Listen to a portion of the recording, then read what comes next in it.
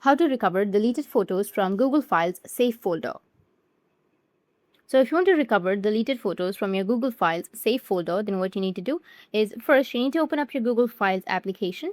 After opening your Google Files, you need to go with the top list, which has that 3 horizontal lines, and then you can just simply go with your trash. And here, if you have any, then you can go and restore it. But if you don't find any, then you can tap on settings, and here on the bottom you will have show hidden files. You need to just simply tap on show, and after that your problem might be fixed because some files may be hidden by mistake.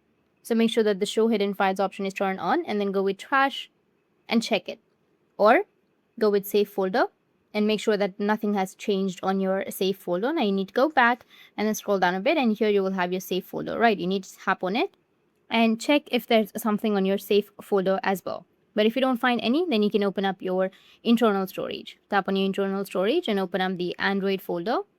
And inside the specific app folder, you need to look where your files might be.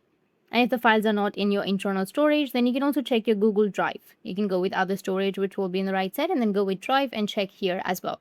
So that's how you can recover deleted photos from your Google Files Save folder. And if you have any questions, feel free to comment below. Thanks for watching.